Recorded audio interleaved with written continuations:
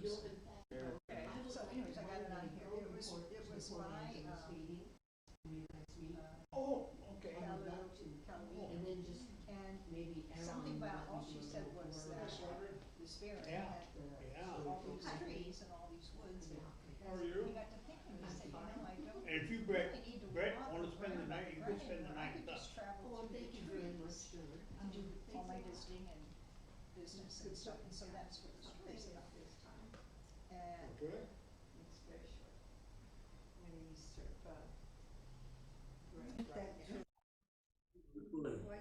Okay. go that far under my soil.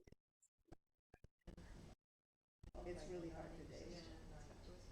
So John, are you spending the night here in Olympia? No, I'm gonna drive back. Okay. I'm first I'm gonna go over that pizza. Okay, you will go over to pizza though, right? Okay, good. But anyway, here we are. Here we are.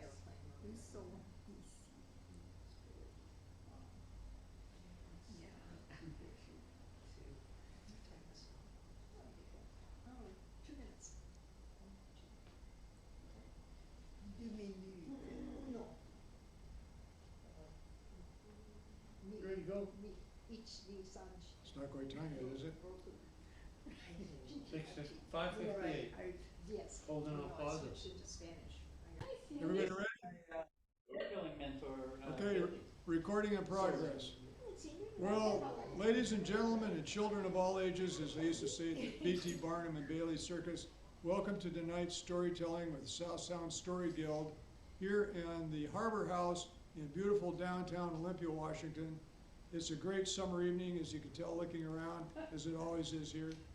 And we've got an exciting night lined up. We have storytellers and listeners all the way in this guild from Chennai, India to Walla Walla to Riverton, Wyoming. And tonight, our opening and featured teller is Mitch Nelson from Riverton, Wyoming. So let's give him a hand. So Mitch and friends have driven all the way from Riverton here to Olympia, arriving today, and then found out due to an unfortunate family thing, they have to return tonight. So as soon as Mitch stops telling stories tonight, his co-drivers have been resting all day, and they'll be serial driving all the way back to Riverton, Wyoming tonight. So good luck to you, and thanks for coming all the way, Mitch. So got to tell everybody, I think recordings are in progress when we do storytelling, and we do publish those, so but don't be embarrassed. We all have to face that. We're going to take a break at 7 o'clock this evening for about 5 minutes, or when Mitch leaves, and then we will have a short 3-minute commercial break, and Brett will be timing these so we don't beg for money for too long. And then there will be an invitation, of course, for anybody out there in virtual land to tell a story also. And please make sure when you are in virtual land out there that you keep your video on so that we can all see your faces and see whether you're asleep, bored, or excited about the stories. So it makes it much more interesting. So with that, we'll say welcome Mitch again. And Mitch, I asked him, what's your story going to be about? And he said, well, there's some mixed up stories. So I said, well, here's Mixed Up Mitch who's going to tell us some mixed up stories tonight. Welcome, Mitch.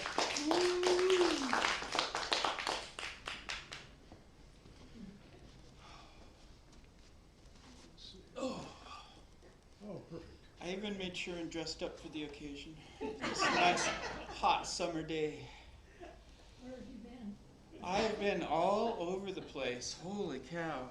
We came on Friday night. We got into town because my friends that I met at the open mic at the Rhythms Coffee downtown here, we were going to I was going to be part of this medieval musical mystery improv game night.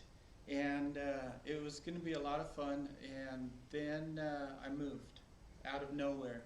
And I moved to Wyoming at the end of April and the beginning of May. And I would like to point out that I have had more tan in a month there than I sometimes have all summer here. So I thought that was interesting. I'm at least getting out and about more than I did here too, because it's certainly not. Yeah, some of the shoulder stuff is actually because the pool was open at the motel yesterday, and I had to go try to drown a 14-year-old kid for a little while. It's one of my favorite pastimes, drowning 14-year-old kids. So yeah, I moved to Wyoming, and it's a continuation of my Leaf story that I told a long time ago. I went to college once, and I got scared of pretty much everything, and I was in a panic, and I thought, I'm gonna go home. I'm done. I can't do this. I don't want to be here after all. I was just terrified of everything, and I did the smartest thing ever. I went and took a walk. Back then, I could walk quite far and quite long and slow. I was just getting out of high school when I was running cross country, and eventually I made my way to a little quiet parking lot, and it was kind of up on a hill, so they had built a little wall out of cement in the one corner, and that wall was just perfect height to sit down on. And the weirdest thing happened.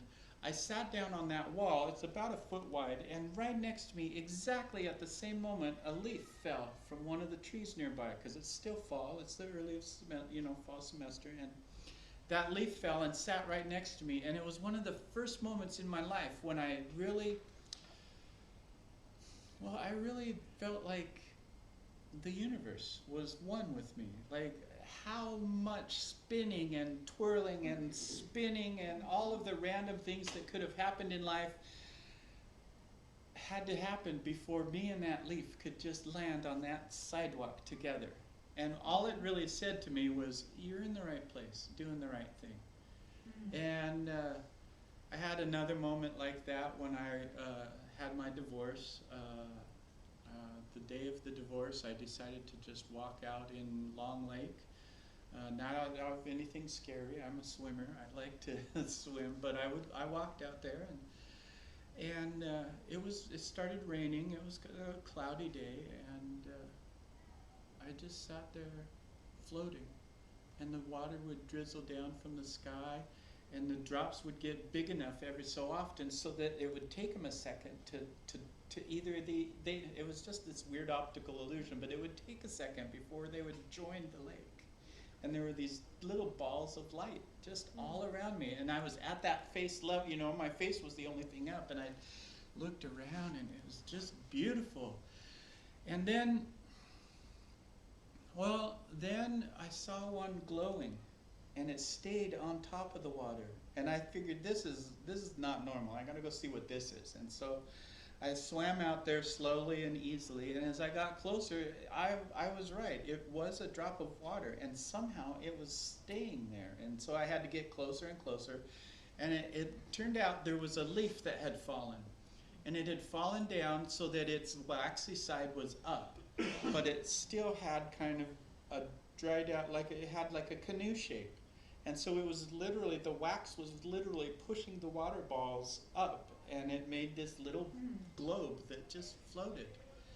And it was the most beautiful thing ever. I couldn't figure out how to take a picture, because there's no way I could swim with, phones weren't waterproof back then, and I couldn't keep it up, and I wouldn't find it later, and and then when I finally went up and touched it, I realized that's all it was just that leaf was doing it, and it was really stable. And I thought, well, that's how I do it. All I have to do is build it again, and all I have to do is do it again.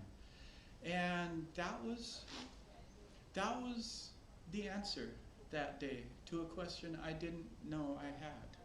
The reason I went out to that lake to be alone for a while was to figure out, what do I do next after a divorce, after my whole life just dissolved away? And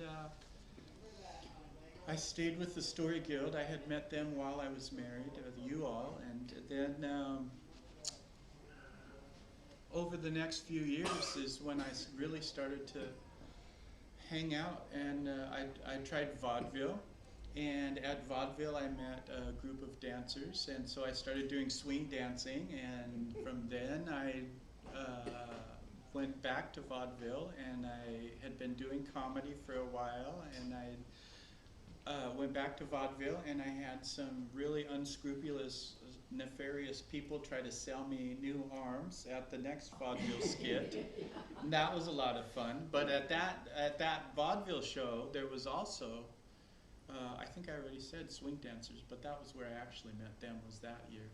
And then this last vaudeville, last October, I decided I was going to just play a song on the piano and tell a story about that. And so I needed to practice, and I went and found a music open mic at Rhythms Coffee downtown every Monday night, and built another little nest of friends and community. And when I went there Friday night, oh my goodness, I got the biggest hugs and the yay, we're so glad you're back. And same thing when I came here tonight, and oh, it's just been great.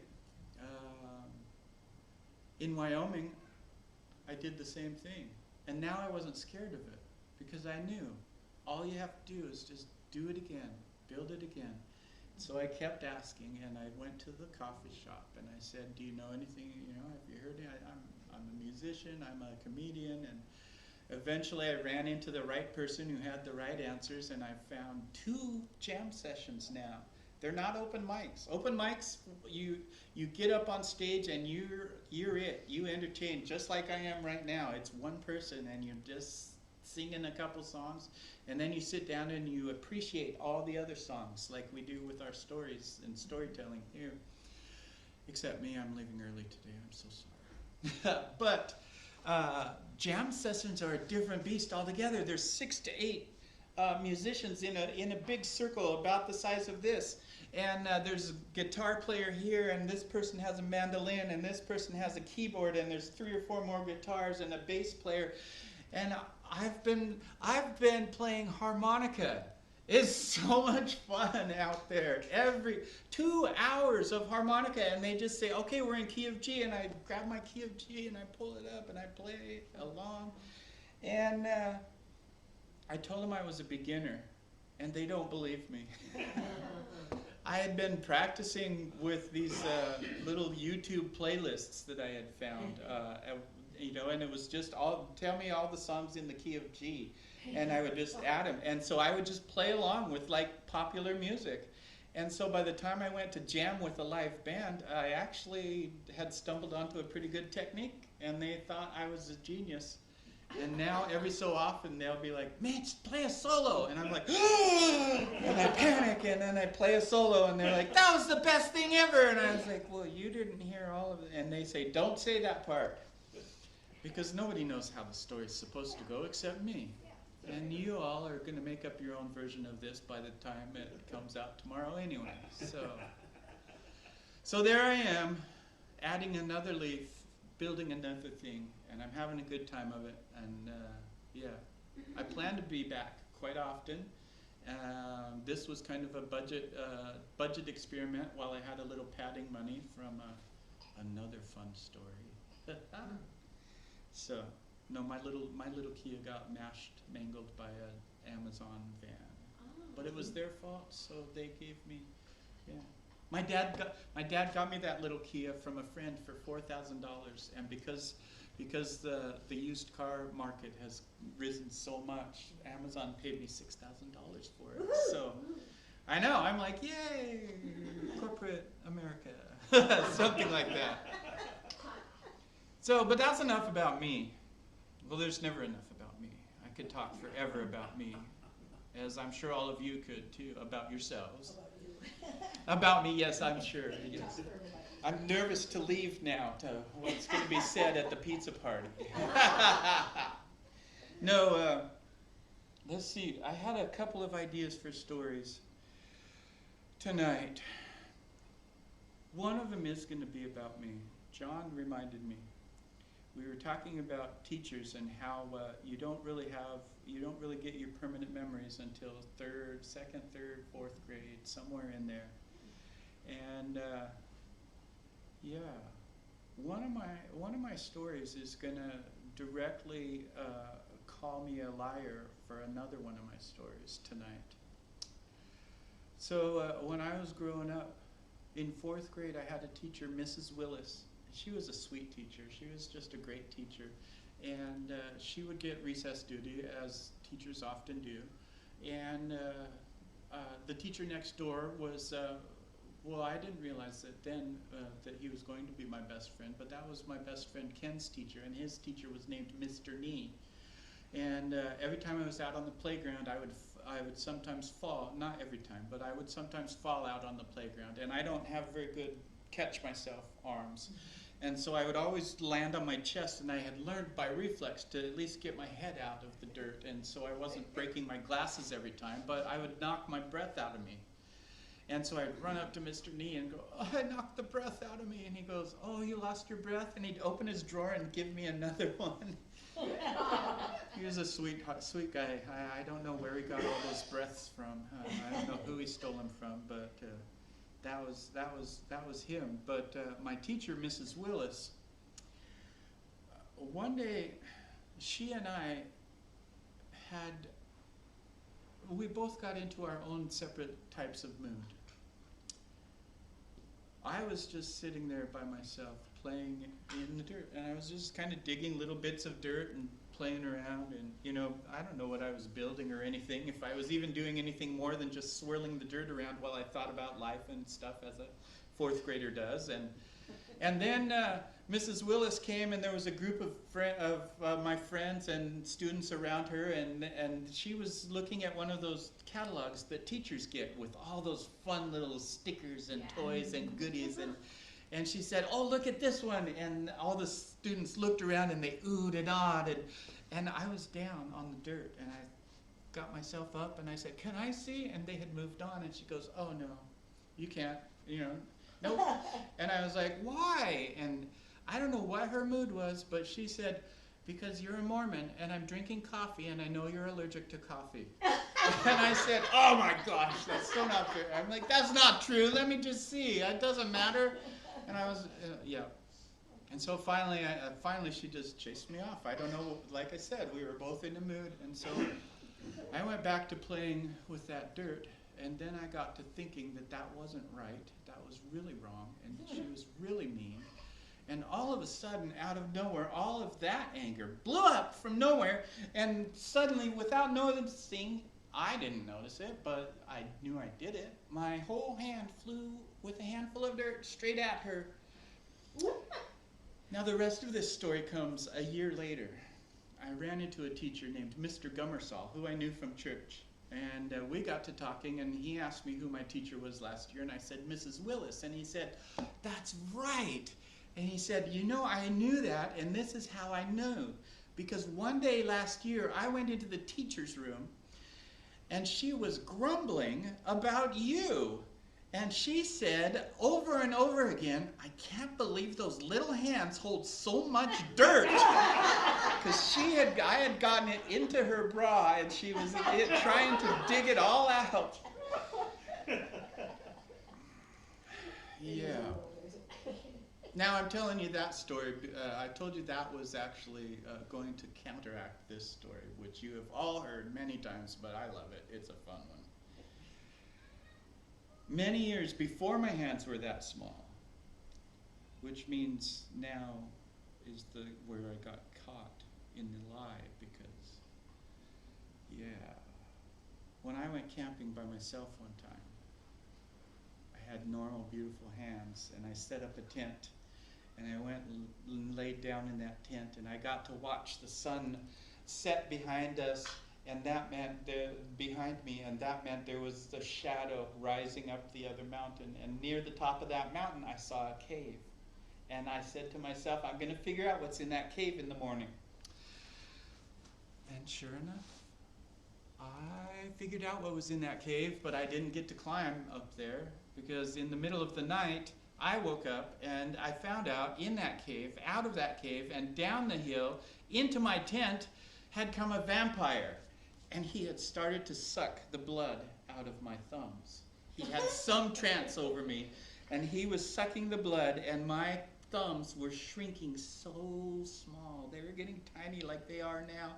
My fingers were starting to shrink too and get small. My arms were small, and I knew if he got to my core, I was going to be in trouble. And I tried so hard to break that trance, and I don't know how it all happened, but I did break that trance. And I thought, this is my chance. I have to punch him. I have to get out of here. And I went to punch him with my now tiny arms, and it didn't do anything. It's what my nephews now call a Mitch slap. It doesn't hurt at all. It's the funniest little thing, but it just struck his nose just enough that it made him start to sneeze.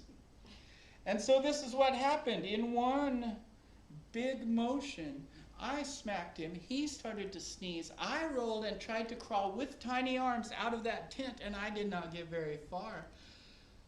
In fact, I only got my whole waist down, so that when his sneeze landed, and he sneezed hard, his fangs landed in my butt, and he sneezed all that blood from my arms back into my butt. And that, my friends, is why I have small arms and a big butt.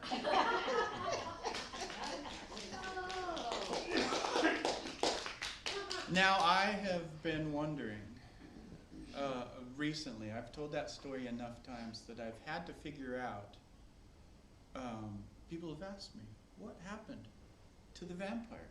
Like, here I am completely disabled. Why didn't he just take over? Why didn't he just finish the job? I couldn't move, I couldn't crawl, and, you know. Well, the answer finally came to me last summer. Did anybody get to go out and see the big puppet show? Yeah. Yeah, and they had this prop that was a giant garlic, right? Yeah, yeah. And if you take too close of that giant garlic and just look at those, it suspiciously looks like a butt, doesn't it? And so I propose that butts are just as bad for vampires as sunlight and garlic. And that's why I just took him out. Now, much more likely is that I've been told my butt does not taste good at all. And so he probably just gave up and was like, well, I'm going to eat another meal somewhere else. And so, yeah, something like that. All right, what else? Let's see. Do you want to hear a scary story? Yeah. Yeah. Okay, this is one of the first scary stories I came across. This is a story from Japan, and it comes from an area called, this is in honor of my friend Sandy, who has been to Japan several times in her life, and even at, 73? Toured Japan by herself. Found her own ways, and yeah, it was fun. So anyway, this is from an area where these heiki crabs. I think I'm saying it right. Heiki crabs are where if you pull up if you're capturing crabs, you pull them up, and the tradition is if there's a human face on the crab, you throw it back in the bay. And don't eat that one, because the Heiki is the name of a clan of warriors and the leaders of Japan at one point, or at least of that area at one point, who were completely wiped out in a war in the last battle, where they tried to get rid of this family, this clan. And they completely decimated the whole family. In fact, rather than being captured, the grandmother took the young emperor, who was only emperor at that moment because everyone else had been killed, and she leapt into the ocean and died with the young babe, with the young emperor, instead of being captured and being a ruler in name only. Clan. So this all happened, and then for many years the area was just blank, empty, because nobody wanted to deal with that family, and there was so much going on there. And eventually, when people started moving into that area, they were tormented by these glowing green lights.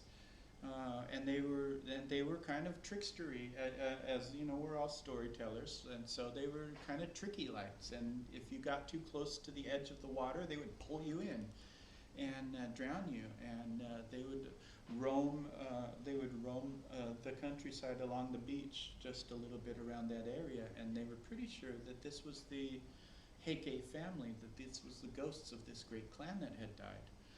And eventually, somebody thought that enough that they decided what they would do is they would build a big cemetery, a big memorial to the Heike clan, and they would have all of the names and everything, and they would honor them and say, you know, this we admit that this is what happened. And so this big cemetery was built, and then it settled down quite a bit, enough that they could actually populate the area, and several little villages grew up. And over 100 years or so, that story kept getting told, of course, and they kept honoring the Heike family. And eventually, there was a young boy born, and he was blind, and his name was Hoichi. Now, Hoichi would follow his mother in as she gathered things to sell in the city, and he would follow her in, and she would eventually leave him on the corner where there was a man who played an instrument called a birwa, which was kind of a guitar, you know, I'm not sure the exact shape of everything, but it was like a lute, a little, you know, stringed instrument, and he would sing many different tales, but Hoichi's favorite was the tale of this family, of this clan, and that was the first one that Hoichi started to really learn. And the blind man was in on it with his mother, so he knew, and he started to get to know Hoichi. And there were times when when the man, the storyteller, would say, "Oh, Hoichi, you know this part. You know this part. Tell us this part." And Hoichi was so shy because he was blind and he couldn't tell if people were seeing or understanding or whatever. But he would sing that part while the guy played the birwa, and he got better and better at it. And he would tell more and more of that story. And eventually, the man gifted Hoichi with his own birwa. And then as the man, like this was over years and years, they became great friends, and eventually the man would get so old and so tired that sometimes he would say, "Oh, everyone, just listen to Hoichi today. He knows all the stories." And Hoichi would just play and sing the songs, and in the songs were the stories. Well, eventually the man died, and Hoichi was always there. Hoichi just took his place. He was the birwa player, he was the storyteller, and he told all of the different tales, and still, though, his favorite was this story of the Heike clan and their great and miserable demise. And then, as happens, Hoichi's mother became ill and died. And Hoichi had made friends with several people, but one of his good friends was the priest of the monastery, of the Buddhist monastery near that area, and that man said, "Come, Hoichi, come stay with us now that your mother is dead. We have a small room for you at the edge of the monastery where you can stay." And so he did that, and from there he got to go into town each day and make a little money, while, you know, whatever money they would donate, while he told the stories and sang the songs. And as he was going through life doing this, one day it was a really hot day, and his friend came and sat with him for a while, and Hoichi was playing and practicing the stories, just remembering and strumming, and his friend left, went to bed for the evening, and Hoichi was still out on the porch sitting, and he heard heavy footsteps, just big, huge footsteps, and he recognized that they were likely a warrior of some kind. And sure enough, there was a rap at the gate, a knock on the gate, and a deep voice said, "Hoichi." And Hoichi, of course, said, "Yes, yes." And Hoichi, the samurai, said, "You have been requested to tell stories to a great and noble visitor to the area." And Hoichi said, "Oh, okay. Let's let's do this in the morning when it's good, when I can be there." And the warrior said, "Hoichi, I have been sent to take you tonight. Now, And Hoichi said, all right. And so he said, I am blind, but you'll have to lead me.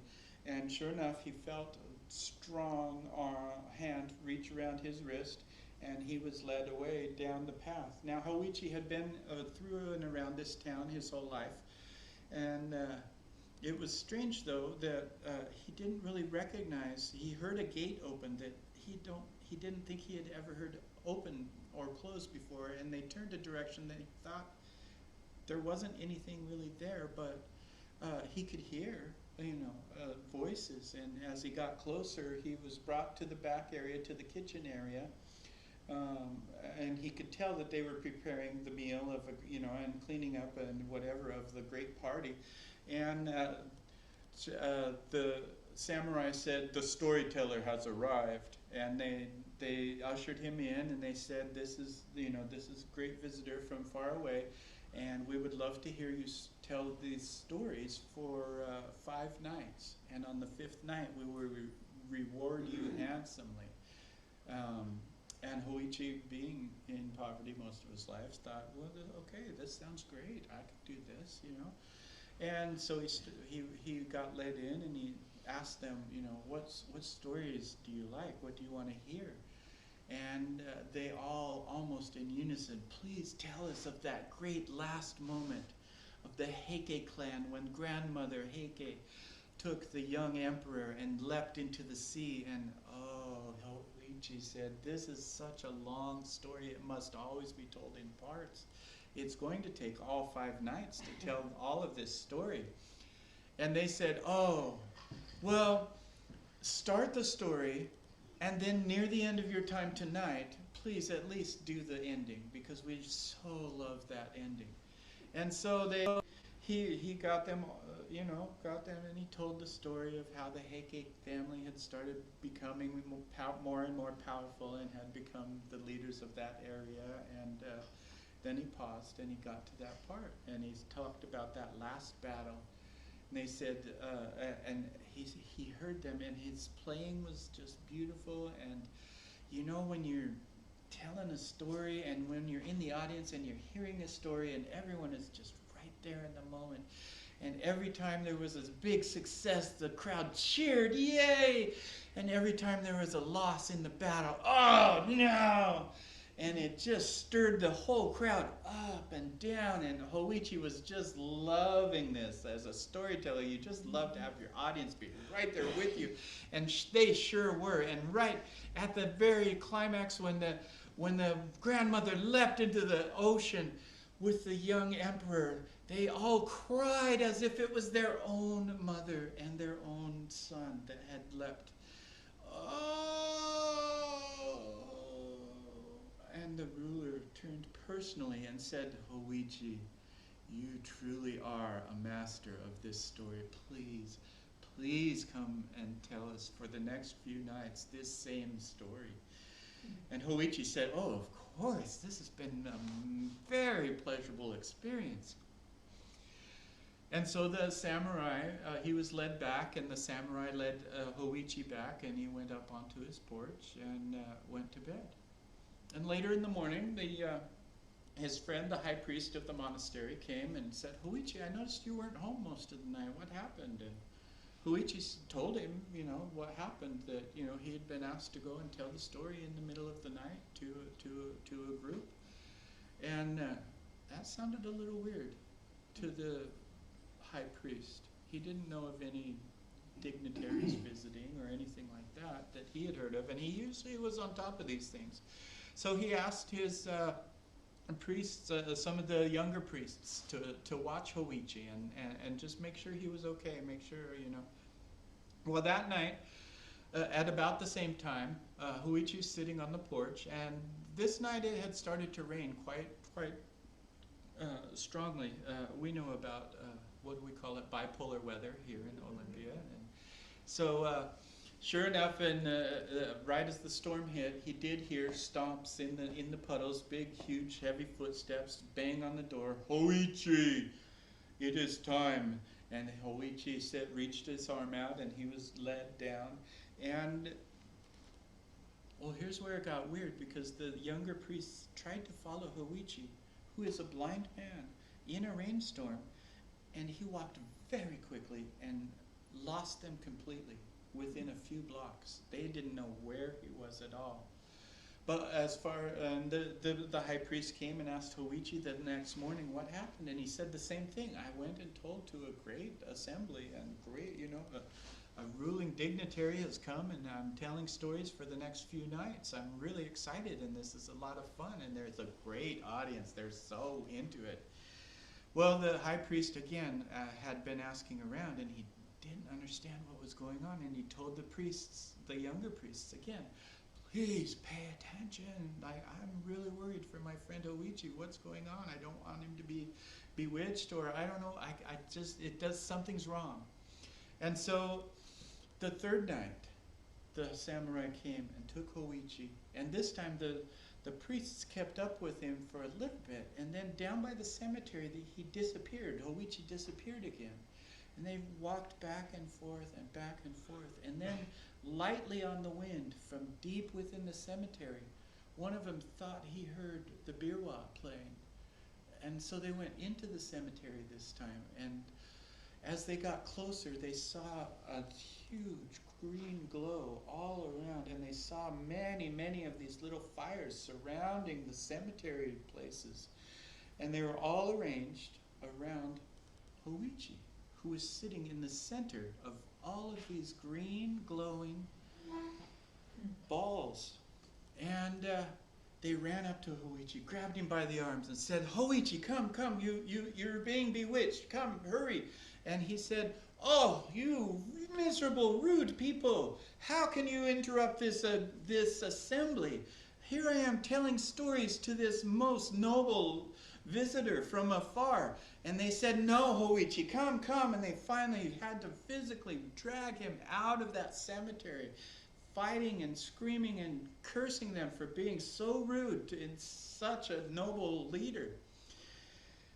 And finally they got him out, and they got him to his room, and they called the high priest, and the high priest came and heard what had happened and where they had found him, and he said, oh, Hoichi, it's true, you have been bewitched.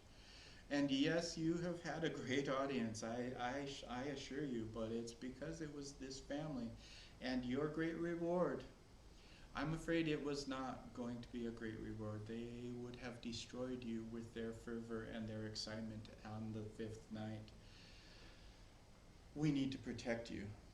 And so the protection that he thought of and that they came up with was they would write holy texts all over Hoichi so that the ghost samurai warrior couldn't see Hoichi. And they started to do this. They took off all of his clothes and they started drawing these texts all over his body, up and down, all over his feet and his arms, and they got to his face. And then the high priest said, this is going well. I have some business I need to attend to, but the younger priests will finish. And so they finished, and they got his shoulders, and they got his face, and his nose, and his forehead. Now, for whatever reason, maybe it's hard to write on the ears, or maybe they didn't think that it was necessary, but they did not write on poor Hoichi's ears. And then they said, and reminded him, now sit where you were, but this night do not answer the samurai, and be silent, no movement. And so he did. He sat in the same place at the same time, and he heard the steps. He heard the knock at the gate, and when he didn't answer, he heard the gate open, and the heavy steps come up the porch and walk past and pace back and forth in front of Hoichi. And the samurai said again and again, called his name, Hoichi! Hoichi, it is time! Hoichi! And he looked everywhere, and then he noticed and he said, I see the birwa, but of the birwa player I see nothing but 2 ears.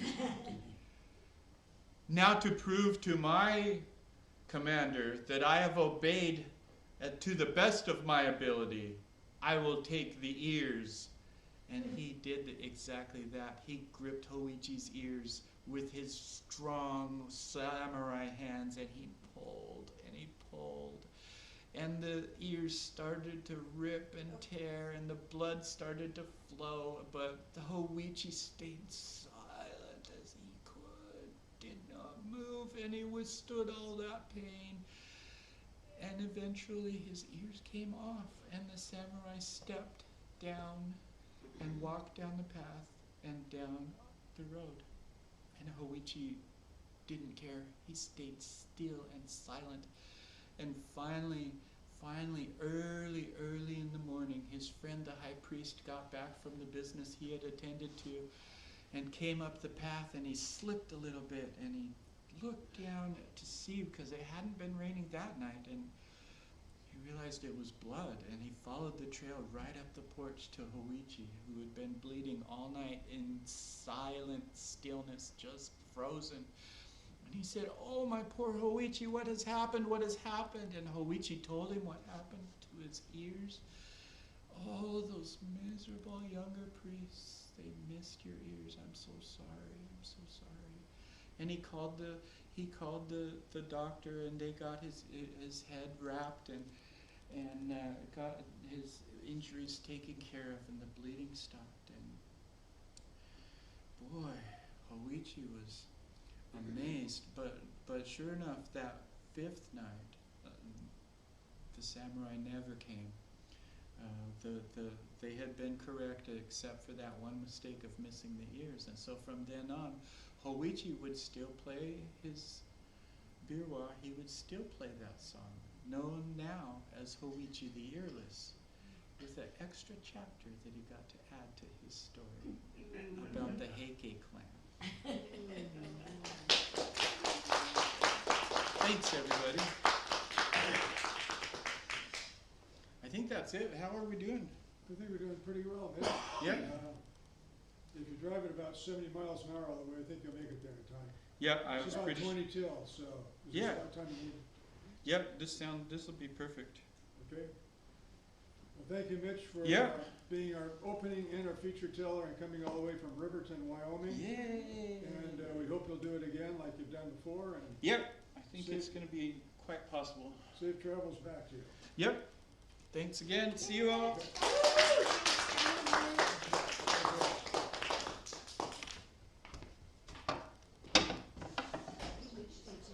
Yep. Okay? It'll be fun. It'll be a fun trip. I'm having fun down there. So, see you all. Yeah, but I've got to raise it up a bit, I think, right? Okay, that ought to be good. How's that? Yep. That's good, toes on the carpet, yep. Okay, toes on the carpet, look straight ahead, stay awake, say hi. So that was great stories from Mitch, and safe travels, Mitch. So we're going to start our story swap a little bit early and get a couple stories done before we take our break, okay? So this year at Fanning the Embers, we had a new person show up from Sequim, Washington. John came to tell stories, and we really enjoyed his company. And not only that, he brought some bling and sent it home with us. So if you've got the whale little kids game at home, you can thank John for that, because he gave each of us the whales game. So thank you, John. And I think tonight, John is going to tell us about being a paratrooper with a slight twist to the story. So let's welcome John. Thanks for coming on down, John.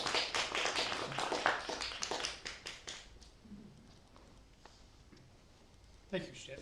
It's good to see you.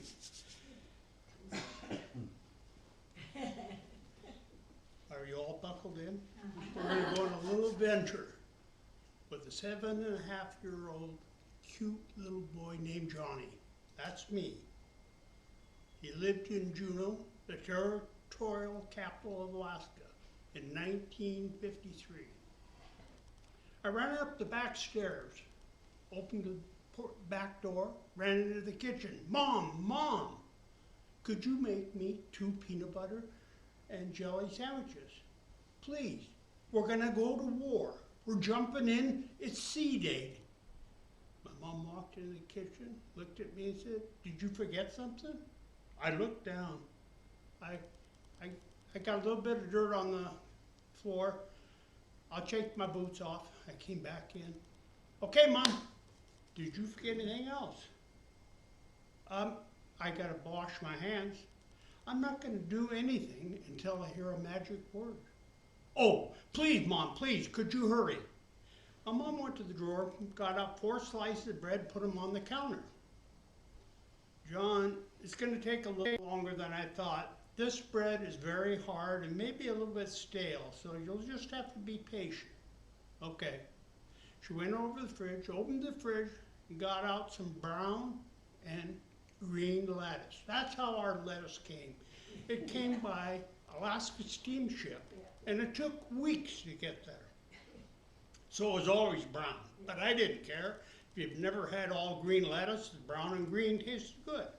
She brought it out and took some lettuce and put it on the 2 slices of bread. Then she put the other bread slices on top. She put them and stacked them up, wrapped them in some silver metal paper, and she said, I'm gonna put them in our oil stove oven. She set them in there, she said it'll take about 10 minutes. Just be patient.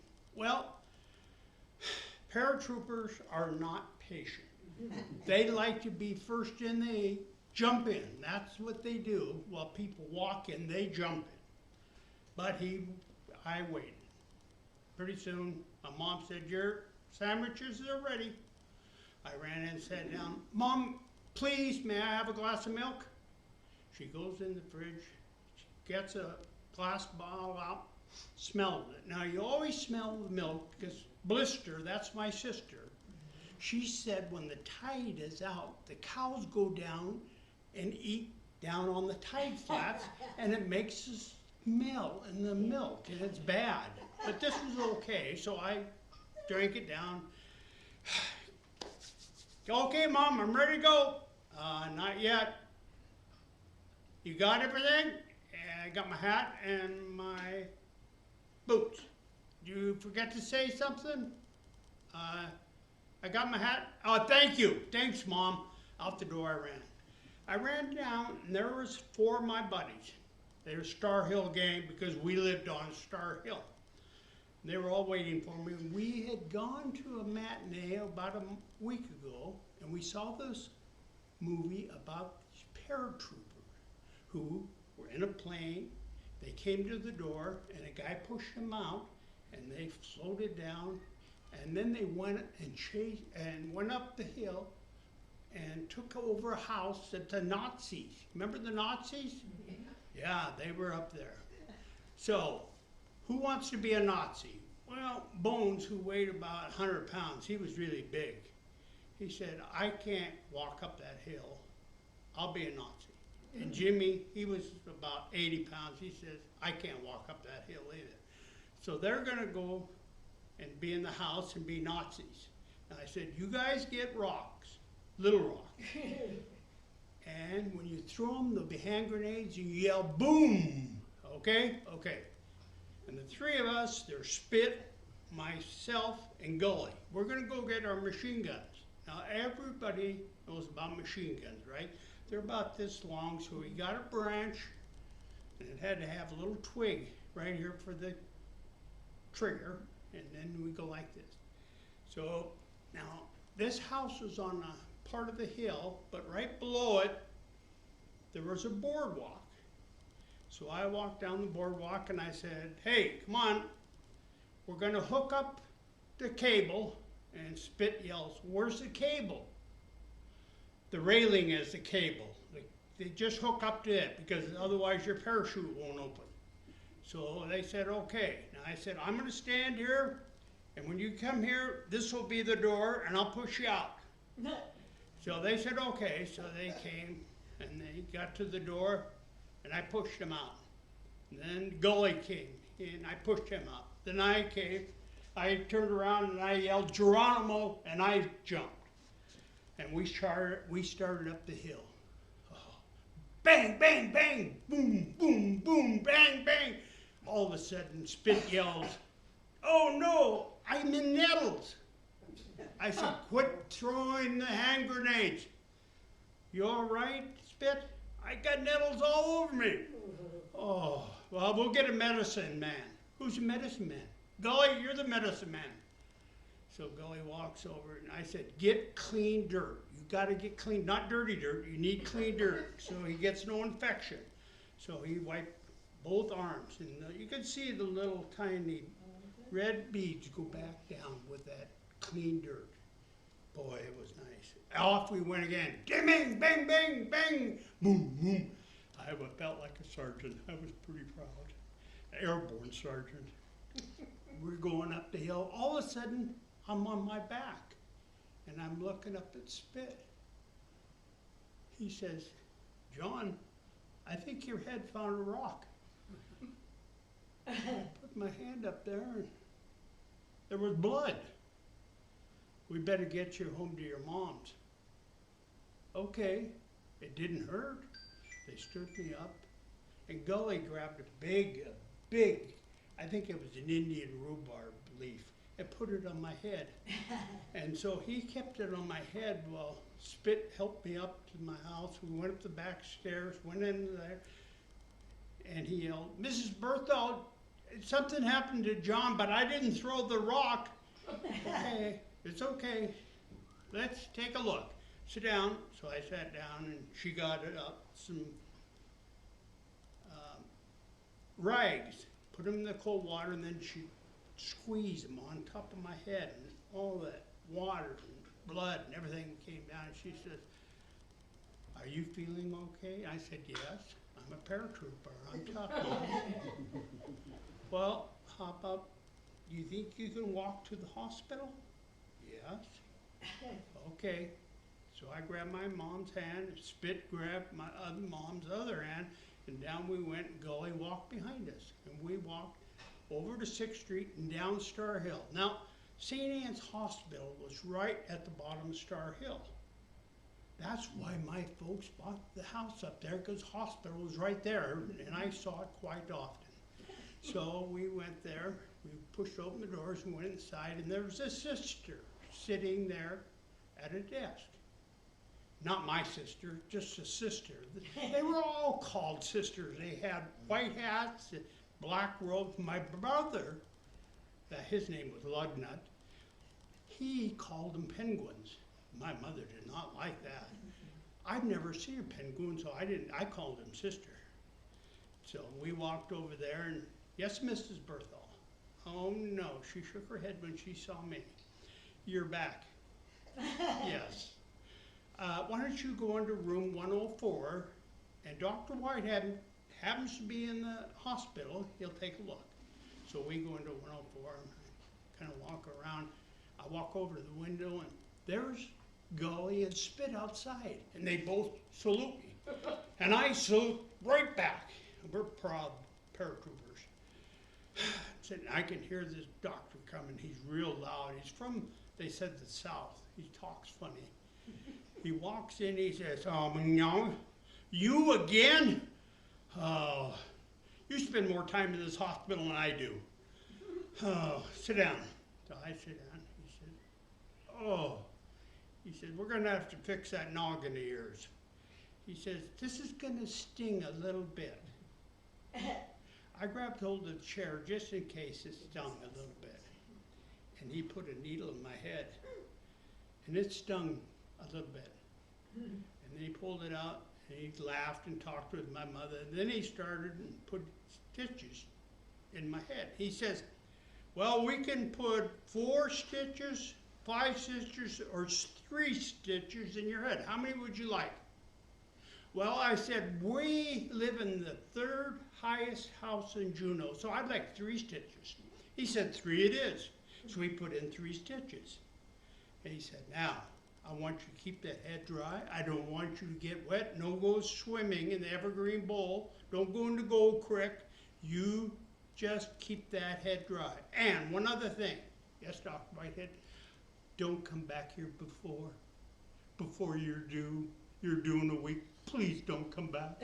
Okay, Dr. Whitehead. We walked out. We walked outside, and there was Bones and Jimmy's there. They had joined us. And so we went out, and they all looked at my head, and my mom says, Well, John, he said, do you know what you have? 3 stitches? No. You have some very good friends. They're all here looking to make sure you're good. We should do something special for them. How about peanut butter and jelly sandwiches? And now we're out of bread. How about peanut butter cookies? Yeah, we could do that. Hey, you guys want to have some peanut butter cookies? My mom bakes them. She bakes them so they're black on the bottom. They're really good and they crunch. Okay. Can we have a glass of milk too, Mom? Sure. So Spit grabs one hand, I grab the other, and we go head up Star Hill with the other 3 behind us. And I'm thinking to myself, in the movies, they got a Purple Heart. Will I get a Purple Heart? Or will I get a peanut butter and jelly sandwich? I'd rather have the peanut butter and jelly sandwich. Thank you.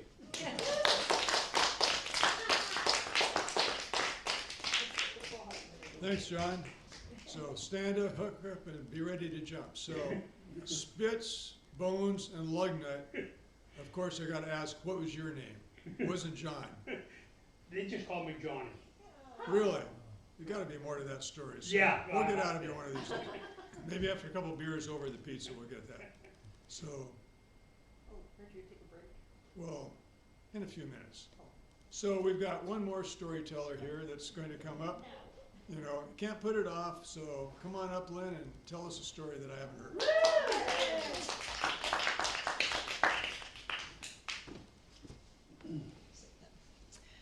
Okay. Notes. When I was in high school, actually at the end of my high school, senior year, I had college prep English, which included speech and debate, and that was a lot of fun, actually. But one of the things I enjoyed the most was we would have, you know, the prepared speeches, but we'd also have impromptu speeches. And I don't know why, but I liked that because you didn't have to prepare. You didn't have any homework. And it just was kind of fun. I don't know whether it was because I was Irish and I could always just blab something off. But later, many years later, when my husband was teaching people about doing speeches, he always taught them you had to have an attention step before you made a speech. And of course, that was a joke or something. But I'm not very good at jokes, so I was in my garden, and I picked another one of these, and I got in the car, and every leaf fell off of it. Now, so I'm just going to see if this one will stay together. So yep, it's falling. That's my attention step for you right there. See, you might not remember what I said, but you'll remember the flower maybe. As I got a little older and moved away from home, and about the time I was in my 30s, I started traveling quite a bit. I traveled when I was younger because my family was in the military, and I've been to Japan. In fact, I was born there, and have been back many times in other places. But in those days, I didn't have a camera or any extra money to bring anything back. But I grew up a lot of my younger years in the East, on the East Coast, and we drank tea. I never had a cup of coffee until I was in my 30s or 40s almost. So you might remember that tea bags, you know, came in their little paper wrapper, but they often had the restaurant or the hotel name on it. Much like a set of matches had the name. I have a friend out on the peninsula who's probably 90 now, and he has one of the largest match collections I've ever seen. The neat thing about it, he's got them all displayed in a room, is that you can see every business that ever existed in the last century, and so it's quite historical. But I would keep these little paper folders, and they didn't take up much room, of course. When I probably was in junior high, that's about the time my father got out of the military, I had a little box, and that held all my worldly goods, literally, because every time we moved, we had to leave everything behind, pretty much. So the little tea bags are something that I really like to keep. And they made a lot of memories for me. Well, eventually, they kind of went away. I don't know where they went, but like a lot of things we collect, they just disappeared.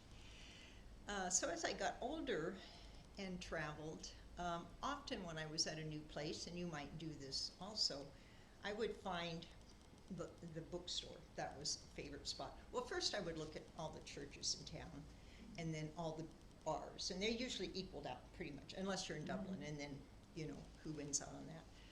But I would, when you're in a bookstore, you often end up getting a bookmark. And so those often were that little jog in your memory when you save them of that trip that you went on. So I just happen to have a few of those with me. Now, this first one is from Topping and Company. I saved it because I like the calligraphy a lot. But also, for some reason, it's a bookseller in Bath and Ely.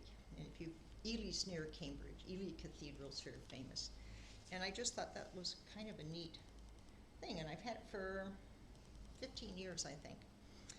And I don't know what I was looking for, but one of the booksellers there wrote down the name of a book. So I was inquiring about some category, and I don't know what it was, and the person's name. And for years, I never looked it up. And then recently I did, and it was fascinating, but I won't tell you that story tonight. But 15 years ago, almost 16 years ago, we went to England for a long stay. Our grandson was born, about less than a year before that time, on July 4th, the year before. And his parents, our youngest son and wife, were both in the Air Force. And when they took this assignment over in Lakenheath in Mildenhall, they said, you know, if anything happens, like a really big war, would you come take care of the little one? Our son was flying, and our daughter-in-law, who was also a pilot, had a staff job, and she was not supposed to go anywhere. And so we said, yeah, sure. Steph was just retiring, and we thought, yeah, we'll never get to do that. Well, sure enough, we got the phone call, I don't know, about March, that said, can you come for about 10 weeks, I think it was. So it was quite a long time, because Adam's out in the sandbox in the Middle East, and our daughter-in-law, even though she wasn't supposed to travel with this staff job, they failed to tell her that every third year her group, her office group, whatever they were called, rotated with an embassy unit in Burkina Faso in West Africa, and they were sending her. And she was like, why me? So we thought that was great, because here we were going to be American nannies over in England, and off we went and stayed. They had a really nice house in a little village, and we got to spend all that time, and you know, it was pretty memorable. We invited all our friends. We said we're going to have a 4 or 5 bedroom house. Mm-hmm. If you want to come, your room and board's there. Well, 5 people came, 5 couples that we knew, some from our church, some from our neighborhood, but they all booked in, and we went all over England with this little guy. He was only 10 months. You know, when they're 10 months, they can't go too far. His feet never hit the ground because somebody was holding him, and we were all fairly new grandparents, and they were either wannabe grandparents or knew how to take care of kids. So one of the trips we went on while we were there, the couple that was with us said, you know, we've got a timeshare, and you know, we go different places, but we've done some canal boating in England. There's great canal boating, and we've got this timeshare, and if we don't use it up, we're gonna lose it. And it works for the canal boats. So we said, yeah, we'll pay for, you know, the fuel, whatever. Well, you don't use a lot of fuel on a narrow boat. But off we went to Nottingham, drove up there, had all the stuff we needed, got checked out on the boat, and there we went through the canals. And it was a perfect thing to do with a little kid. At the start of the trip, it was 3 steps down into the boat. By the end of the week, he could just about get up that last step, you know, to feed the swans that were following us in the boat. So that was a wonderful experience, and you know, we relived it many times. It's hard to believe he's going to turn 16, and he's going to France with his French club soon. Oops, I must have dropped one.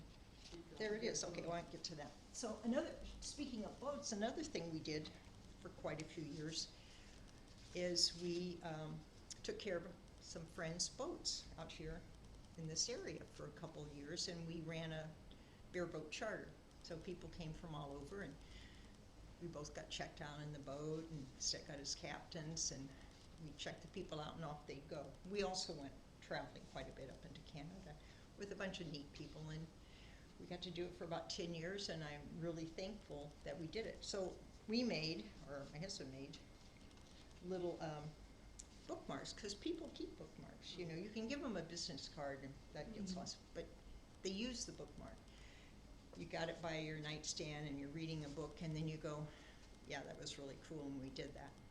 And it's kind of like keeping a log book of all your books. You look through them to see if there's a book that you haven't already read, and you look at that book, and the whole memory comes, and you go, gosh, why don't they write books like that anymore? Because there you are trying to find a good book again.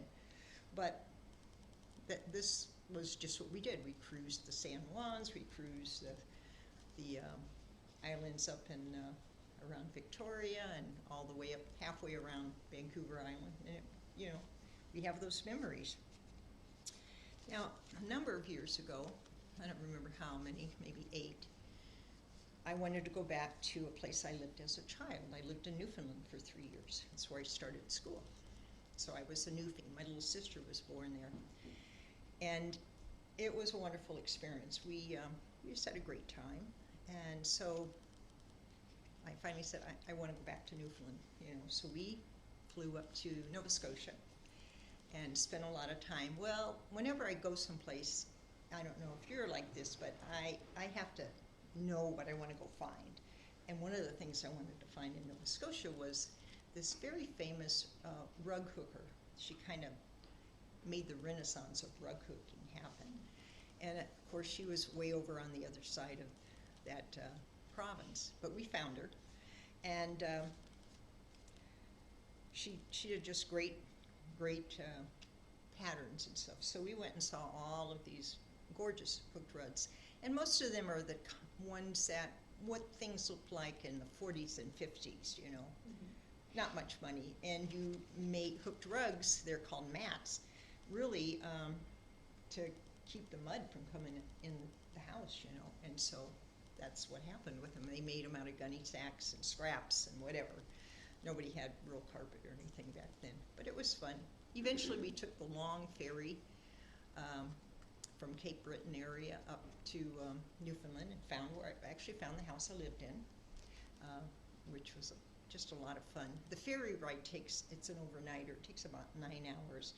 By the way, the time zone is, you know, we're in this time zone, and then we go a little bit more, and there's an hour and 2 hours, and then there's 3 hours.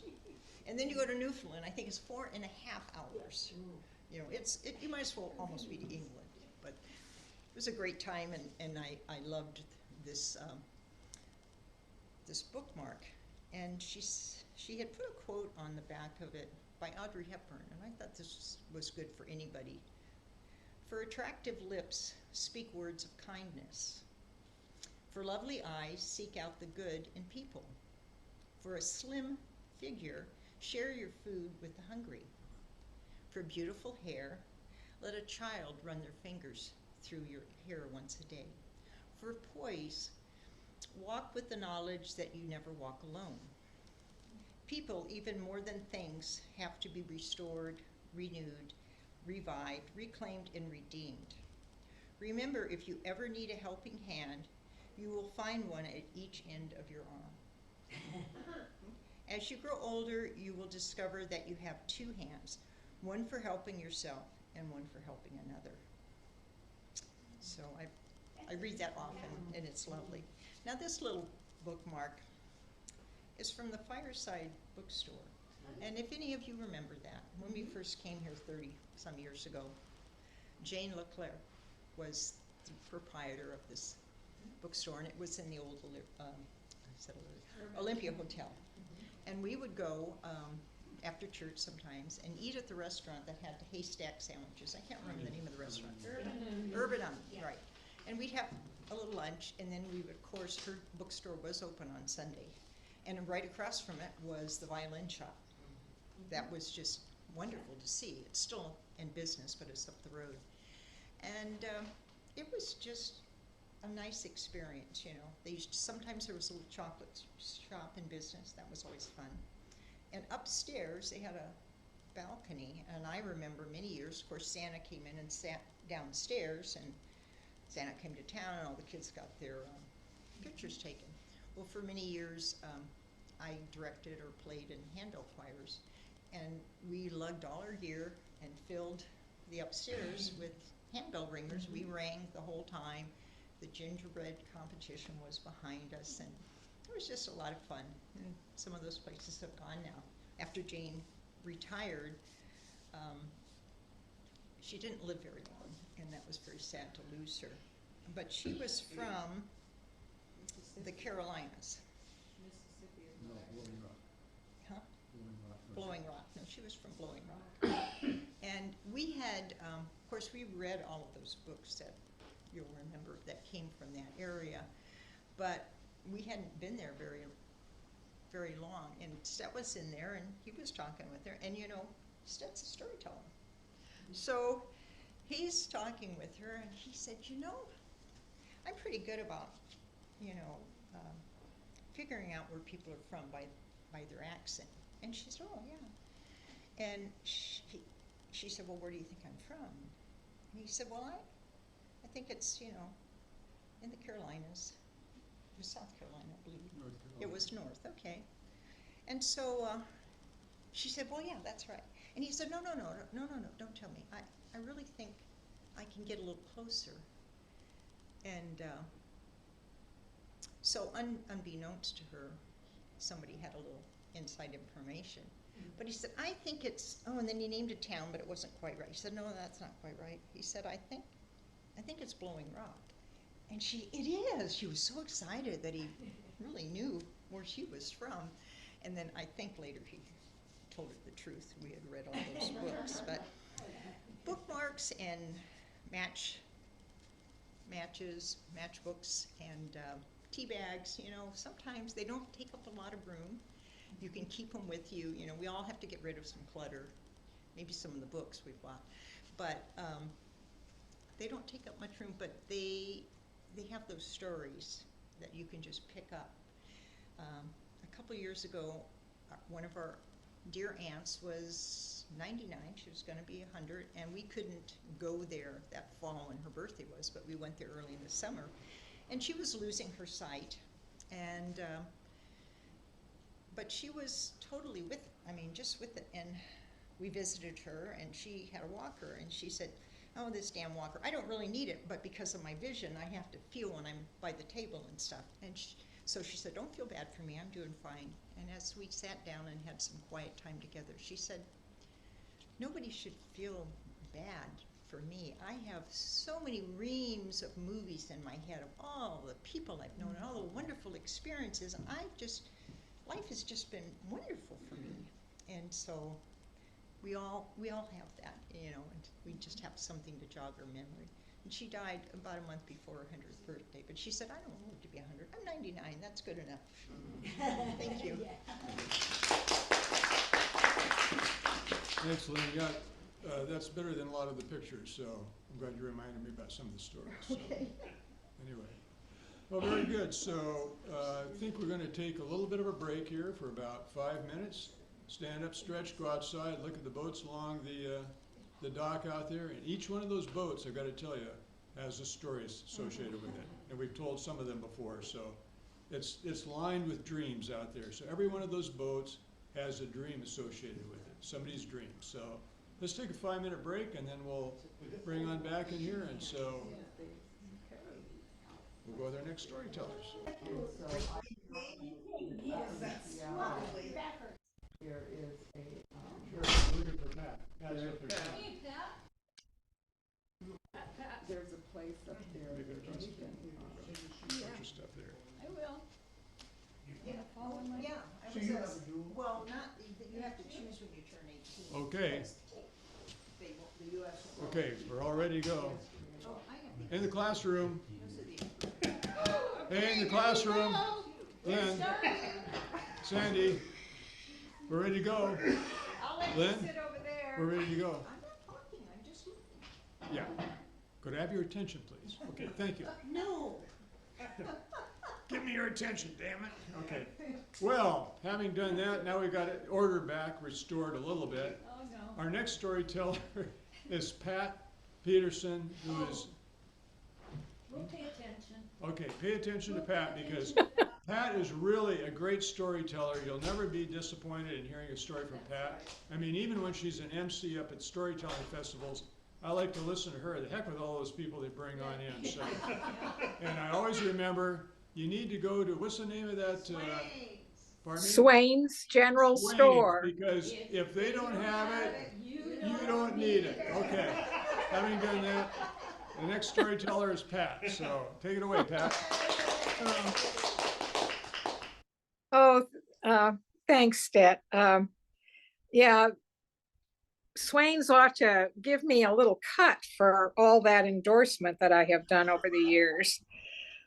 Well, it's interesting tonight listening to the stories, of course, all with memories and some not so old, and then some from childhood. And last month when I talked about my road trips and when I was little, my father never wanted to stop any place for anything. And after telling that story, and I remembered where we were going when fortunately we were able to stop briefly at Yellowstone so I could see Old Faithful.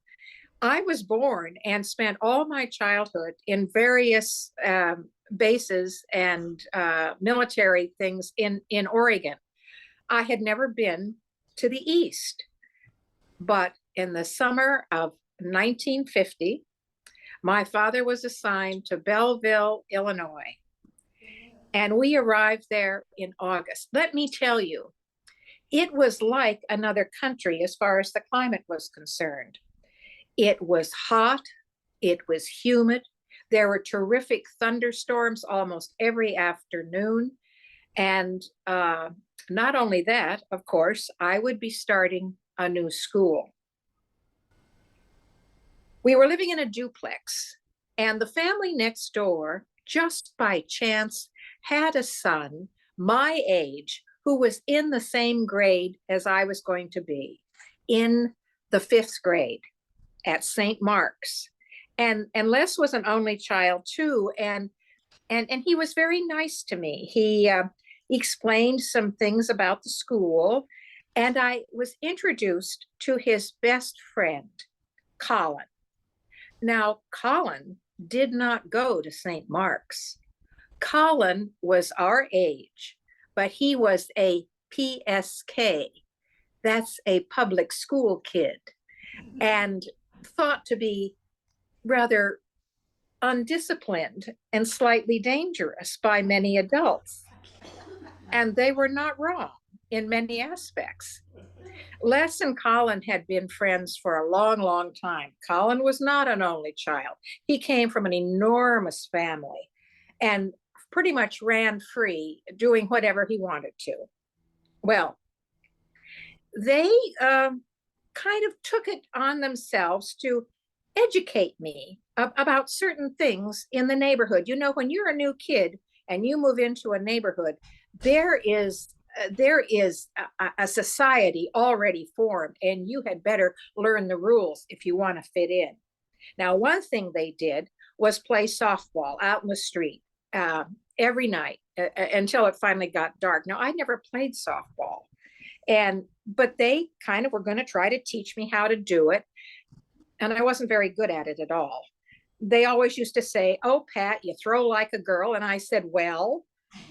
Now, my father felt sorry for me, and he thought maybe if I had something that would make me more appealing, they might be a little kinder to me. So he bought me a really good baseball glove. It was new, and he taught me how to form it and how to work it and how to oil it. And let me tell you, those boys were very interested in perhaps borrowing my glove, and I let them do it. And so I was kind of included then into the circle. I still threw like a girl, and I couldn't hit worth a darn, but at least I was part of the group. Now, it was very interesting time when I started school. This was a Catholic school. That was similar. The thing that was different that year was in 1950, the Korean War started. And so when we started in school that September, we were not only pledging allegiance to the flag and saying our prayers, we were learning how to duck and cover. And it was scary. It was also the first time that I had ever seen television. It wasn't out in Oregon when we lived there, any of the place. We didn't live in a big city, so we lived in smaller regions. And so to see in the evening, sitting in the living room, looking at that black and white television of newsreels showing, Korea and then doing duck and cover at school, Les and Colin and I decided that we needed to have a readiness plan.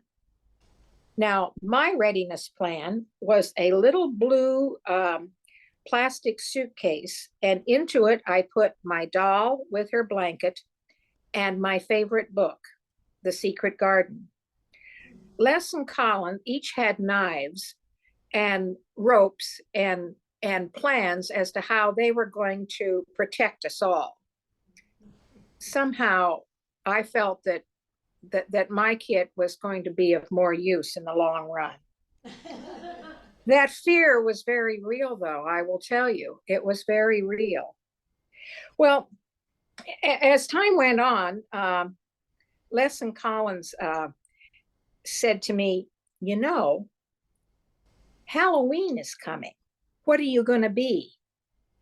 And I hadn't thought about it. They said, did you ever know about trick-or-treating? I said, oh yeah, I've done that. I've done that for years, always with my mom and dad. And Les and Collins says, oh, this year we're all going alone. So you better have a good costume. Well, I came up with the idea of a wolf. I don't know how, but I got this really good rubber wolf mask. And then my mother, bless her heart, she made me sort of a costume out of a gunny sack. It was very itchy and hot. And that with that wolf mask, I'm surprised I made it through the night. I will tell you, my Halloween experience had been going and ringing the doorbell and saying trick or treat and getting candy and going to the next house. Les and Collins had a different approach. They did more tricking than treating. Now, I will just say you this, they didn't do anything really bad, but it was pretty exciting after all.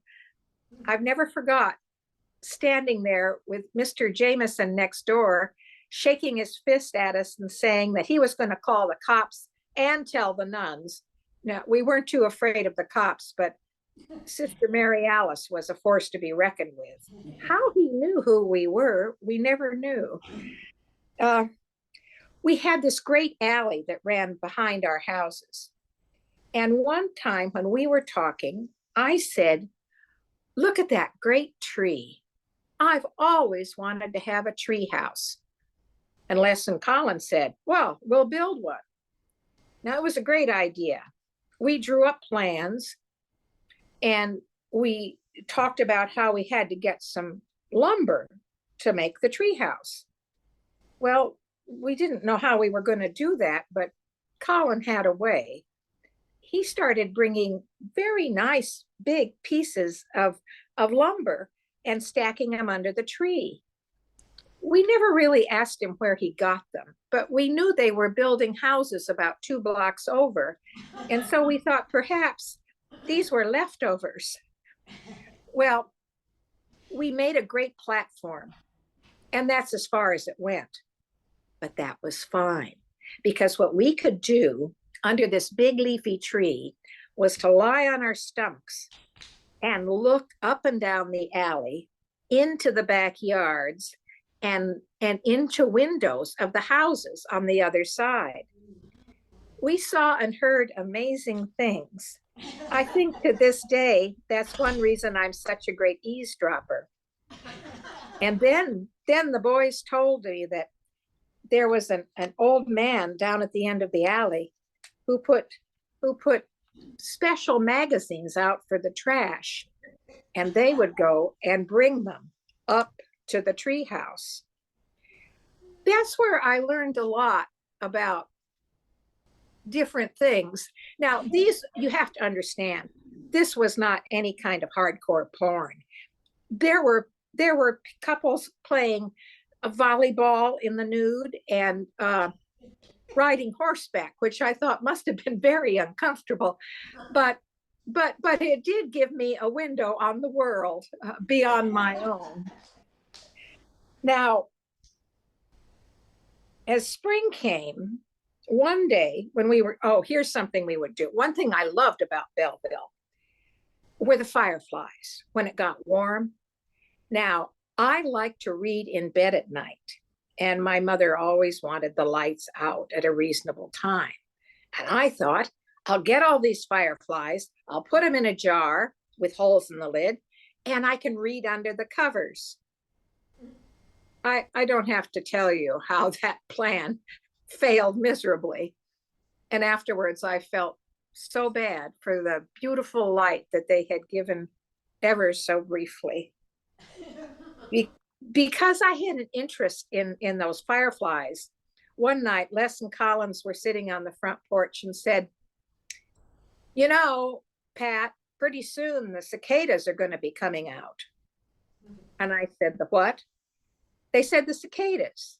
Don't you know about the cicadas?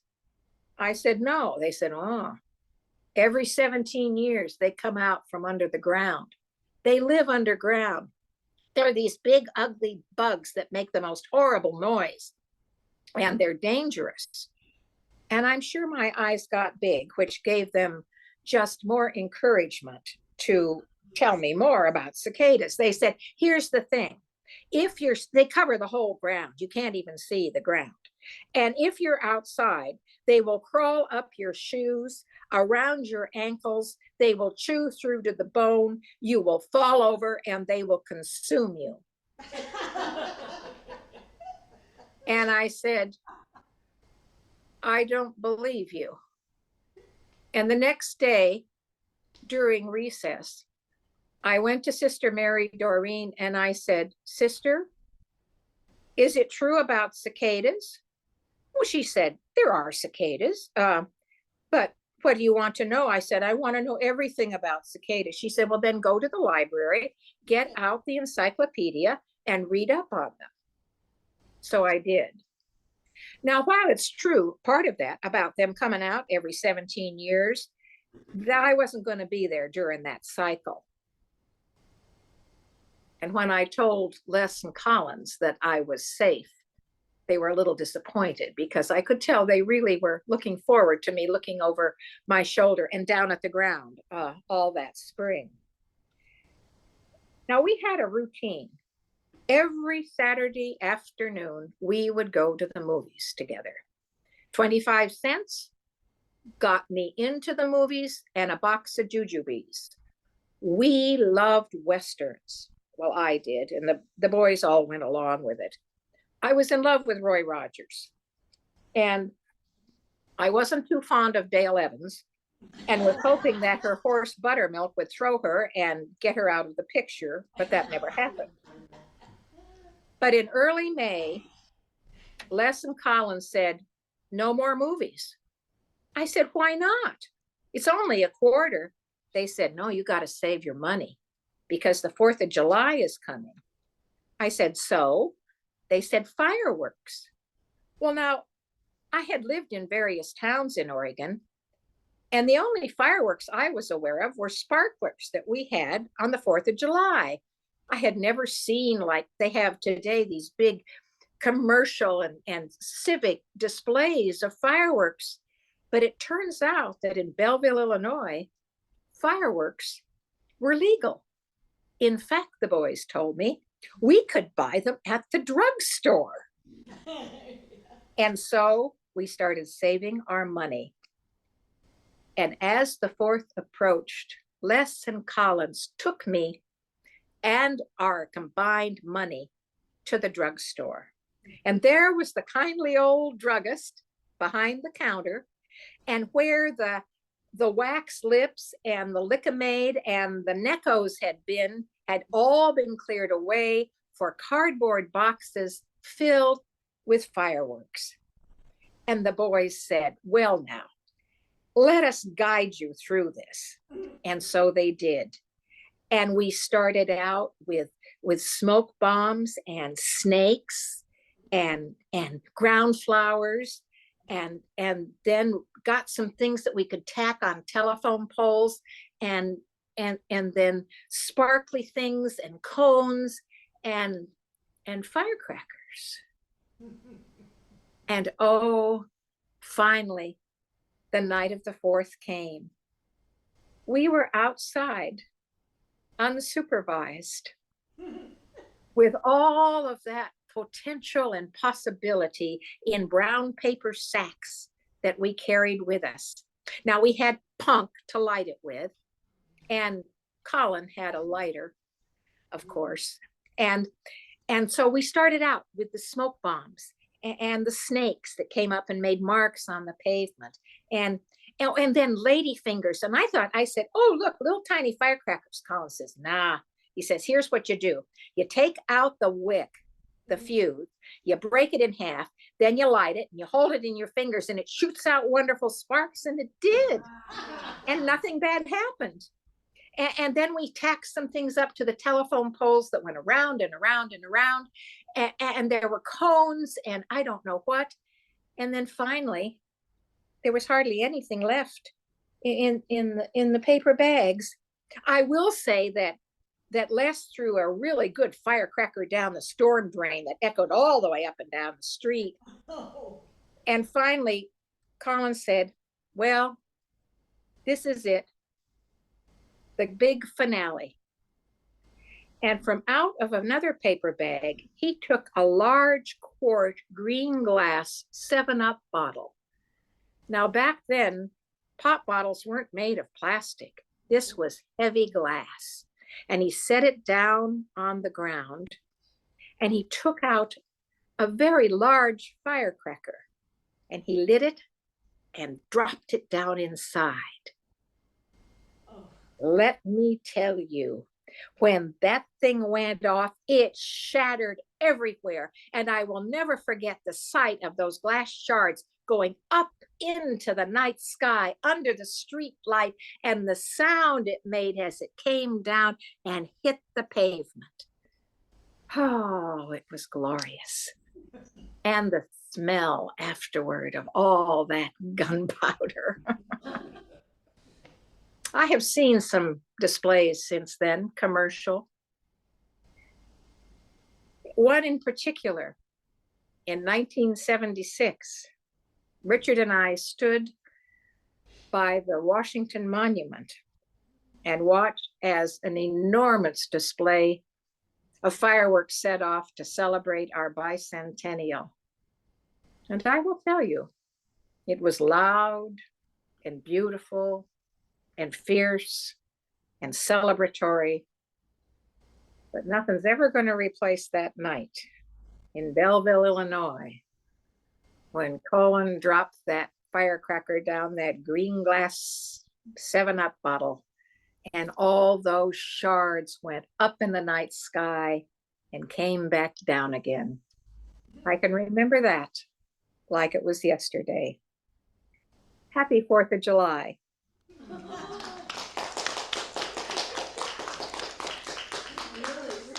Thank you, Pat. Well, that's a great story about your first experiences with dangerous men. And I'm sure you have a few follow-ons. It's not the last. No, we expect to hear more, so next month.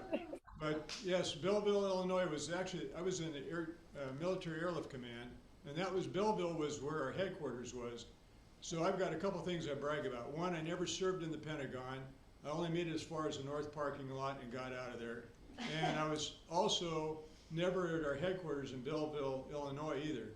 So that maybe hurt my promotion chances a little bit, but my last commander actually tricked me into going there for a month. So I can appreciate what this place was like when you were there in 1950. So anyway, well, next up, Maggie's going to tell us a story, and then Toby, and then if there's time, Sandra's got another short story. So here's Maggie. Okay. Well, since we're telling some on the carpet. personal stories, Clothes on okay? the carpet. Am I good? Okay. Personal stories. So, Pat got me thinking about, she was talking about going from west to east. So I grew up always in the east, mainly in the southeast. And my first husband and I were moving out to Washington State in 1986. And I had never been west of the Mississippi River. And we went to Dallas because we were leaving from Mississippi, and we drove to Dallas because we had some friends, and we spent the night with them. And then from there, I had never been there, didn't know anyone out in the west. And I wasn't prepared for the weather or the elevation. And so I remember I had a stack of National Geographic in the car because we were driving, and I'm looking at all these places, and I really wanted to go to Santa Fe, New Mexico. So we did, we drove there. And then I wanted to go to Yosemite, but the roads were closed because of the elevation, because it was it was March, and the roads were closed due to snow. And I'm like, snow in April? That didn't happen in Mississippi. And it got colder as we came. And as we came up to Washington State, I was wearing shorts and t-shirts leaving Mississippi in March. And I was freezing cold that whole first summer I lived here. The whole first year in Washington State, I was freezing cold, even in the summertime. Anyway, that brought back some memories. This is a story I wanted to tell you, a Brer Rabbit story. One of my favorite characters. And this is Brer Rabbit, Brer Raccoon, and the Frogs. And it's a retelling by Julius Lester. So, Brer Rabbit was the best at trickifying. Oh, he could pull the wool over Brer Bear's eyes. He stole the meat many a time from Brer Wolf. He could even outfox Brer Fox. But he and Brer Coon, they were good buddies. They were friends. They liked to go fishing together. But when they'd go fishing, Brer Rabbit would throw out his line for fish, but Brer Raccoon, he'd throw out his line for frogs. That's probably why they were friends. They weren't fishing for the same thing. Well, one summer, Brer Rabbit was having all the luck. He was pulling in a mess of fish every day. But Brer Raccoon, he couldn't catch a frog to save his soul. He said, "Brer Rabbit, how come you're having all the luck?" "I don't know. I just throw out my line, and before I know it, I got me a fish." "Well, I throw out my line, all I catch is a coal," said Brer Raccoon. "Well, don't you remember? Don't you know you made all the frogs mad?" "Me? What did I do?" "Don't you remember in the dark of the moon last month, you caught King Frog?" "Oh, yeah, he was some mighty good eating, too." "Well, yeah, but ever since then, every time you show your face at the creek, the frogs, I hear them. They're all, 'Look at him, there he goes, catch him, hit him in the eye, hit him in the toe, smash him and mash him, mash him and smash him.' That's what they all say whenever you show up." "Well, if that's the case, how am I gonna catch any of them? My family and I, we are so skinny. A good wind will blow us away." Brer Rabbit sat there thinking, and he said, "You know, Brer Raccoon, you and I have been friends a while. I believe I will set my mind to finding you a plan. Oh, I appreciate it, Brer Rabbit, I sure do. And Brer Rabbit, he sat there pondering, thinking, planning, scheming, and then he grinned. I got it. This is what you gotta do. Brer Raccoon, you go out there to that sandbar in between the river and the creek. And when you get out there, you stagger around like you're bad sick. And then you twirl around a time or two and fall down like you're dead. Twitch your legs once, twice, and then you lay still. And I mean still. Now, if a fly lights on you, you let it be. Don't you blink an eye. Don't you twitch a tail. Don't you move an inch. But when I holler to you, you get up and move fast. Well, that's exactly what Brer Raccoon did.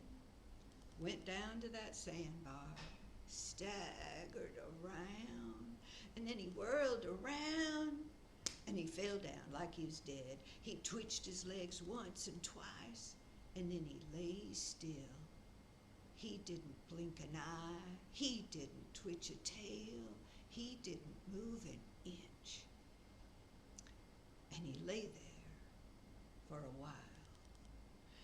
And Brer Rabbit was sitting up on the riverbank watching all this out of the side of his eye. And after a while, he called out, "Brer Raccoon's dead! Brer Raccoon's dead!" And little frogs started hopping up from everywhere. They started looking over there at Brer Raccoon. One of them called out, "Don't believe it, don't believe it." And another one called, "Yes, he is, yes, he is." And Little Bitty Frog called out, "No, he ain't, no, he ain't." Brer Rabbit, he called out, "He's dead, look at him." And all the frogs, they looked and looked. They got closer and closer, and all of them came out looking, investigating. Well, he sure did look dead. There was a fly crawling up inside his nose, and he didn't even twitch. Brer Rabbit called out, "Now's your time, Cousin Frogs. You all been wanting to get rid of Brer Raccoon. Dig him into a big hole." Big Frog called out, "How we gonna do it? How we gonna do it?" "Dig the sand out from under him. Put him in a big hole." Well, all the frogs, they started coming out, hopping over there, and they started digging. They dug and they dug and they dug that sand out from under Brer Raccoon. The sand was flying. It just looked like a storm in the desert. They kept on digging. After a while, they had Brer Raccoon in a deep hole. Big Frog called out, "This deep enough? This deep enough? Can you jump out of there?" "Yes, I can. Yes, I can." "Well, it's not deep enough. Dig deeper." Well, they went at it. They dug and they dug and they dug. Sand was a-flying. And this whole time, Brer Raccoon, he doesn't blink an eye. He doesn't twitch a tail. He doesn't move an inch. And the frogs are still digging. They dug and they dug and they dug. Big Frog calls out, "This deep enough? This deep enough? Can you jump out of there?" "Oh, yes I can, yes I can. Keep on digging." And they dug and they dug and they dug, and Brer Raccoon and all of them were in this big, deep, deep hole. "This deep enough? This deep enough? Can you jump out of there?" "Oh, no I can't, no I can't. Come and help me, come and help me."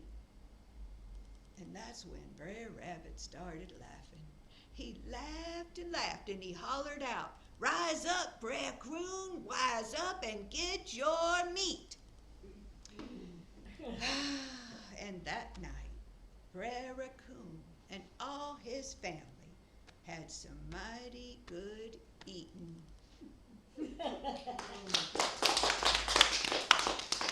Thank you. Thank you, Maggie.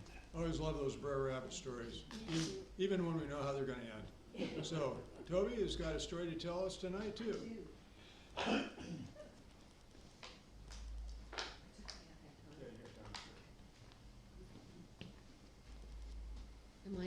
Am I on the rug? On her. On the rug. This is a story from China called Wang Yi and the Six Mighty Suns. Long ago in China, if you were to look up into the sky, you would see 6 suns blazing so hot. Well, soon the earth became boiling and the sun just started to suck up all the water around. Now there was a village there. They were suffering. It was so hot that many of the people started to live underground like worms. Soon they were starving to death. What are we going to do? I don't know. Let's talk to Wang Yi. Wang Yi, why, he's the strongest man in our village. You know, he was born with that character on his forehead, strength. And it was true. Wang Yi was mighty, and he was a bit boisterous. Yes, I'm the one that took that one-eyed cyclops and punched it in the eye to save the village. And yes, it was I who took the 7-headed Naga snakes and twisted them up in one big knot to save the village. So of course the villagers were also happy. Oh, what are we to do? You're going to save us, yes? Yes, I am a great wrestler. But of course I'm not stupid. I mean, the suns are hot. I don't want to burn to death, but I will use my bows and my arrow. So out he came from his cave, and all the villagers are watching him. And his wife, Wang Yi's wife, came and was standing behind him. So Wang Yi, he takes one arrow, shoots it up, and of course it just fizzled. It's too hot. And as he's thinking what to do, his foot happens to stand in a puddle, which actually used to be a lake, but now was starting to dry up. And as he's looking down, he sees the reflection of the 6 suns. So he takes one arrow, shoots it into the reflection, and the first sun just dissipates, disappears. Aha! He takes the second arrow and he starts shooting. Now his wife, standing behind, is thinking, uh-oh, if he does that to the last sun, we're going to have problems. So she gently took the last arrow and put it inside her sleeve. So there was one sun left, and there he is. What is? I can't shoot that sun. Now, that sun that was up above immediately swirled around and hid inside, deep inside Spirit Mountain. Now, when that occurred, of course, the air became cool. Oh, the villagers were so relieved. Wang Yi, you are definitely the strongest one in our village. Thank you so much. But of course, the opposite started to happen. They were starting to get very, very cold, soon freezing. Oh, what are we going to do? Let's talk to the Spirit Mountain. So Spirit Mountain, through the wind, said, you have made the sun very angry and very scared. You will have to draw him out of Spirit Mountain. So the villagers all thought, crickets. Everyone go gather crickets, which they did. And they put them into these bamboo cages. Click, click, click, click. They all went up to the mouth of Spirit Mountain. Click, click. But the sound of the crickets, it was just too quiet. We must think of something else. A cow. Let's bring a cow up, which they did, to the mouth of Spirit Mountain. And ooh, the cow bellowed, but that soothing sound put the sun to sleep. Okay. tiger. Let's get a tiger. So they capture a tiger, put it in a cage, and they draw it up to the mouth of Spirit Mountain. Roar! The tiger was very vicious. Well, that made the sun very angry, and he started to spit out flames out from the mouth of Spirit Mountain. What are we going to do? And then it was Wang Yi's wife who said, now, I hear there is a Japanese samurai monk that is traveling around, and I'm sure he is very clever, and he will have an answer for us. I will go find him. And so off she went. Now she had heard that this monk was in the mountain of 100 caves. So when she found that mountain, she saw one cave that was lit up with flickering light, must be from a candle. So she made that treacherous journey. She climbed that mountain up, and she entered into the cave where there was that glowing light, and there was the samurai monk sitting in lotus position. I have been expecting you. Come. Oh, you have? Yes, come. And I have a way to solve your problem. Yes? Yes. So he hops down from his meditation rock, and out from his sleeve, he pulls out this creature that he puts on the ground, and it's running around. And Wang Yi's wife says, a chicken? A chicken is going to solve our problem? This is not just a chicken. It is a Ru hen. And at that moment, this creature just gave a and laid an egg. Wang Yi's wife took that egg and looked at it. Oh, that's beautiful. Why, it's changing colors. It's rainbow color, and now it's gold. So she took that egg and she put it in her pocket. And the samurai monk said, take the Ru hen with you. The Ru hen will help you. And keep it for as long as you need it. And off, Wang Yi's wife left and went to the village. And she put the creature down on the ground, and the villagers were going, what, a chicken is going to help us out? It is not a chicken. It is a Ru hen. So she gently picked up the chicken, the Ru hen, excuse me, sorry about that, and off they went to the mouth of Spirit Mountain. And they placed the Ru hen right there on the ground.